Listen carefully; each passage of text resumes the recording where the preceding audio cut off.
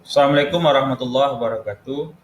Alhamdulillah, syukurillah atas kehadiran Allah Subhanahu wa taala yang telah memberikan kita waktu kesempatan sehingga kita bisa berkumpul secara virtual. Kemudian salawat beriringan salam kita aturkan pada Nabi besar Muhammad sallallahu alaihi wasallam dengan melafazkan Allahumma shalli ala sayyidina Muhammad wa ala ali sayyidina Muhammad. Baiklah, hari ini kita akan bahas atau bercerita tentang perkembangan inteligensi.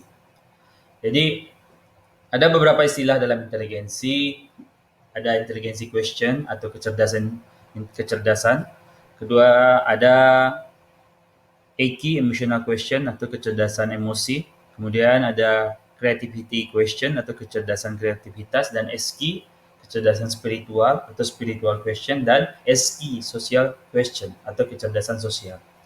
Baiklah, maka dari itu dapat kita jelaskan bahwa dari bahasa Latin, inteligensia itu artinya kekuatan akal manusia. Nah, jadi dapat disimpulkan bahwa inteligensi adalah sebagai salah satu kemampuan mental berpikir atau intelektual manusia dan bagian dari proses kognitif pada urutan yang lebih tinggi atau high cognition level, di mana itu dapat diamati secara langsung.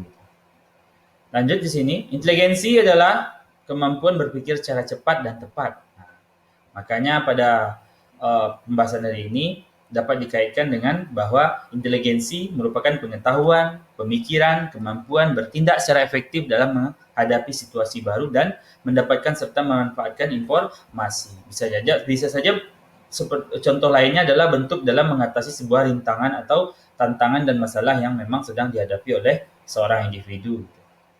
Kemudian, ciri-ciri inteligensi pertama adalah merupakan suatu kemampuan mental yang melibatkan proses berpikir secara rasional atau dapat diamati secara langsung. Misal saja ada seorang individu yang sedang menghadapi masalah, maka dari sana dapat kita lihat dan amati bahwa sejauh mana ia dapat melakukan problem solving atau pengentasan masalah yang sedang ia hadapi. Kemudian, inteligensi tercermin dari tindakan yang terarah pada penyesuaian diri terhadap lingkungan dan pemecahan masalah yang timbul.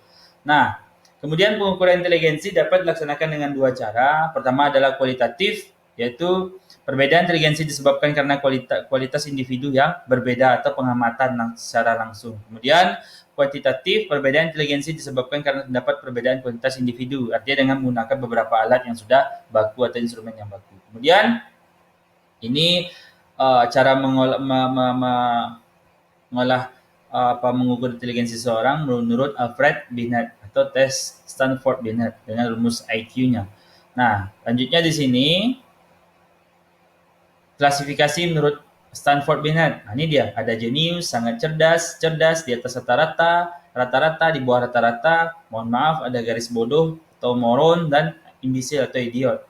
Kemudian di sini perkembangan inteligensi menurut Jones and Conrad menjelaskan bahwa laju perkembangan pada remaja berlangsung sangat cepat. Nah, jadi artinya pada masa remaja itu perkembangan inteligensi sangat cepat sekali.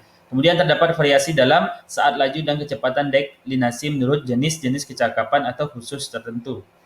Nah, kemudian pada masa remaja, salah satu cirinya adalah awal daya pikir anak sudah mencapai tahap operasi formal. Kemudian memiliki pola berpikir sendiri dalam memecahkan masalah atau problem solving, tidak menerima informasi apa adanya, berarti sudah mulai mengolah, dan ketika menerima langsung diolah dan dianalisis. Itu dia. Keempat, mulai bertanya-tanya. Yang kelima, sudah.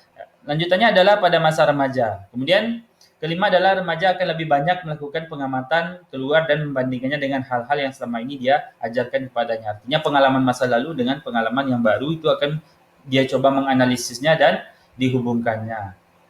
6. Menentukan pilihan kegiatan atas dasar pertimbangan yang rasional. Nah, rasa ingin tahu yang besar ke arah positif, seperti contoh penelitian ilmiah, lintas alam. Rasa ingin itu akan membentuk diri siswa menjadi anak yang maju dan berkembang secara optimal.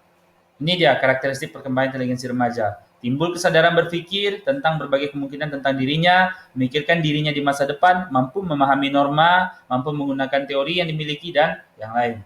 Lanjutnya di sini, rasa ingin tahu yang besar tadi, jika disalurkan dengan cara negatif, maka itu akan merusak dirinya. Seperti contoh, adanya perkembangan konsumsi narkoba dan segala macamnya. Tapi jika ia mengarahkannya ke hal yang positif, maka dia bisa menjadi seorang murid yang berprestasi gitu.